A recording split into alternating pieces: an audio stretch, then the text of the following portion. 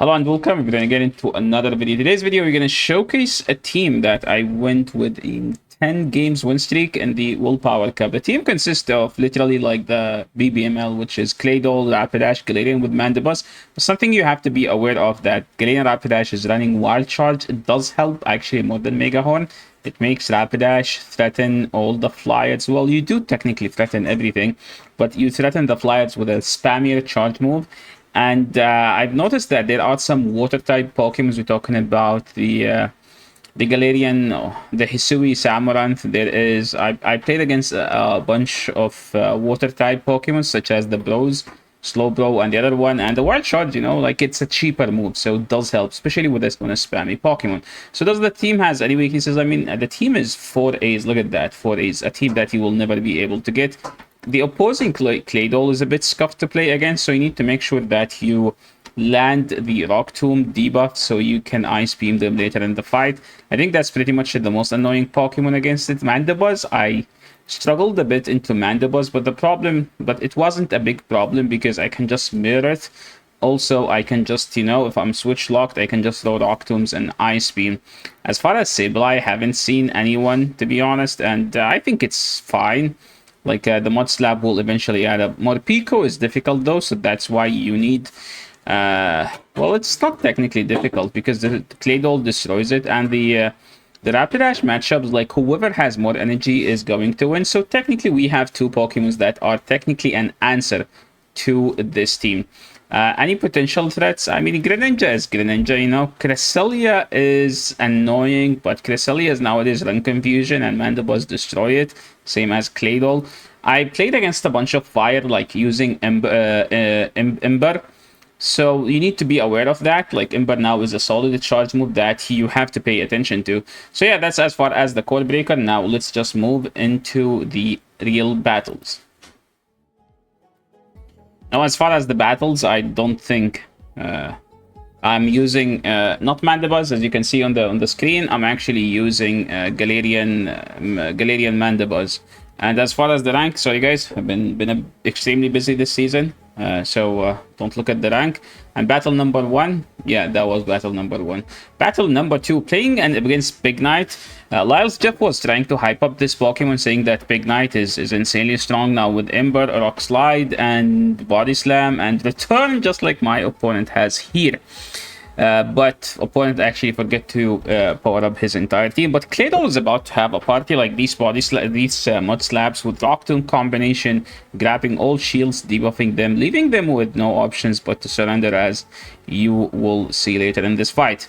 I found out that I should not care about this charge move, because if they Brave Bird, I'm just gonna farm them all the way down. And this is one of the matchups where having Wild Charge is nice, because you want to threaten them with a move that does damage, but also you want to stay spammy, because that is Galarian Rapidash. Moving into the next one, we have Hitmonchan. Hitmonchan has a bunch of charge moves that are buffed. You could say buffed because they buffed the punches last season, but also opponent is running the wrong charge move. I don't know why. I don't understand why people will throw close combat into a psychic type Pokemon, but you can see that we are just trying to farm them until we finish them. We do live a close combat, and they are also debuffed, so we're gonna leave this matchup with lots of energy. Opponent brought in a poison or an acid. Is it poison jab or acid? I think this is poison jab animation. We don't care about this, but I'm actually going to shield, because whatever they have in the back is going to get debuffed. This is a strategy you need to be aware of. If you can debuff, you always go for the debuff. And opponent now has a Scrafty, so we're just going to go Galarian Rapidash and build up and then go for the Wild Charge, except that the opponent realizes that they can't win and they concede the game. Next game, playing against Lunatone, that is 1383. They swap into Isbeon, and we're going to punish that with a Sucker Punch Moltres. Why I'm not running Mandibuzz? Well, because of the ranking, I'm trying to make this team slightly less BBML, as you can see. Now some people are like, no, Moltres is more meta.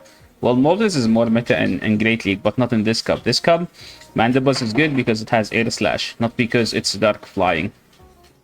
I'm just gonna shield, do one, then throw, and that actually ended up punishing them. So we're just gonna go for the Brave Bird, fainting right away after we throw, and then we're just gonna swap back to Claydol and finish this game. Next one, Prime Ape running, low kick, low sweep. Now, this matchup is not the end of the world. It's not the worst, even if they have Karate Chop, because you just gonna let one charge move go. Then the Mud Slap will put in all the work you need. So, what's the play here? Well, we're just gonna, as you see, the Mud Slap did all the work. We're just gonna shield and farm all the way down. I think 1445 is a hundo Prime Ape, because I think I had the same CP one for a long time. Rock Tomb, what we're gonna do? We're gonna do one then throw, and then one then throw, and now they are double debuffed. And now, since they have no shields, we're just gonna aggressively go to the Dark type Pokemon, farm them all the way down, and then whatever in the back is just gonna get Blade Birded. I've seen Pignite probably like 5 times, so I don't know why Pignite is everywhere. But yeah, that's a nice and fast 5-0. Next game we have and Infernape. What does Infernape do? It has Fire Spin. I mean, technically Fire Spin is not the worst charge move. Now, why am I throwing this charge move? Simply because I want to grab a shield, okay? Because this Pokemon is annoying. This Pokemon is really annoying because they have a Scald, and they might have the chance to get a Scald debuff like they just did. What we're gonna do now, we're just gonna farm all the way down and see. Can we do it? I think we can do it. And then now we're just gonna go one then throw, and then one then throw. I don't think we need to do the one because they have Fire Fang.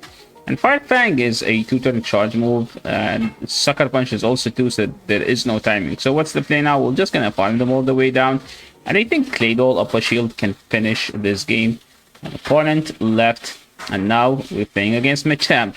I feel like everyone's just leading a fighter.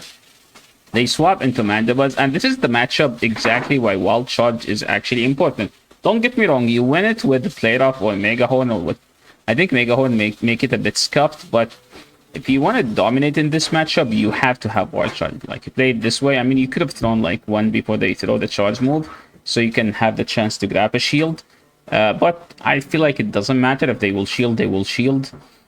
Just gonna throw a second one, and opponent brought in the Machamp and took out my Pokemon. Now, I was here trying to record the video, so I think I misclicked on the shield. But if they have too many charge moves, we have to respect one at one point, right? I'm just gonna enter a charge here, and then farm them all the way down. Let's see, they brought in the Mandibuzz. So this is a learning video. Don't throw don't throw that. You throw the other charge move, which is Rock Tomb always. I want to test it out. I don't know why. I want to test out the animation, right? So now we have 2 Dark Flying type Pokemons. Who is gonna win? Well, the answer is whoever has more energy or more health. Opponent now, that's not how Shadow Ball does actually. Actually it does way more, but opponent just basically stopped tapping. Now this is kind of a core breaker where you would love to have a Mandibuzz, but they swapped into Sneasel. Sneasel is like a spammy Pokemon in this cup, but like it just doesn't have the bulk. Like, look, wait, why am I losing so much health? Like, what fast move do they have? I feel like that's Feint Attack or something. We're gonna go straight for the body slams because they are so low on health, and I feel like we can just take them out with one Fairy Wind, which we did. Now, I did not notice that they have Confusion because the Confusion animation came in late. I could have just done one more. I thought it's Water Gun. Now, they have Heracross. Now, if they have the Rock Charge move, I think they have Rock Blast. We will be in a difficult situation because this Pokemon is actually annoying for the team.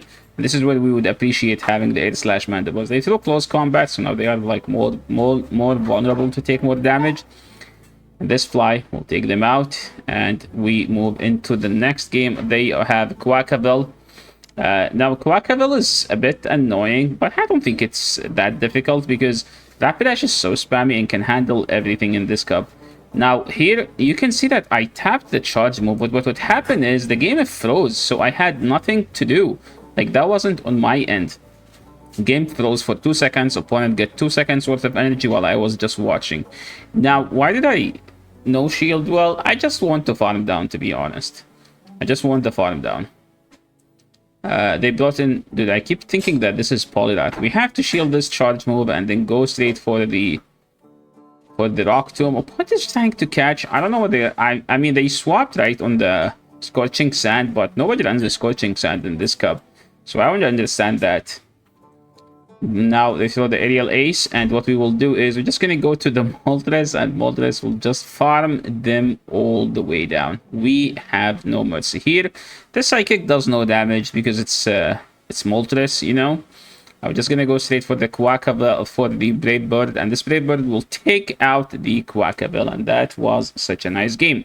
Moving into the next one, we have Claydol into Lunatone. Very dominant matchup by Claydol. Now I forget to throw on 5, which is the best timing. So I ended up farming all the way down, you know. What do we do now? Well, probably you're just gonna end up rock tombing whatever they bring in. They brought... Okay, let's see. The game is laggy. The game is throwing Kamehame. They have a Blaziken, probably the worst fighter of option you could choose for this cup. And I think opponent just left the game. So that's why this is happening. They have Eligum, or whatever that Pokemon's name is. Oh my god. Yeah. So you see, guys, that was the 10-0 set. So yeah, thanks so much everyone for watching. This is the end of the video. I know like the ranking is not as impressive, but I've been extremely busy, so I haven't had a chance to play more than this. Thanks so much for watching, and I will catch you all in the next video. And don't forget to like the video if you like the content, subscribe to the channel if you haven't. I'll catch you on the next video. Peace.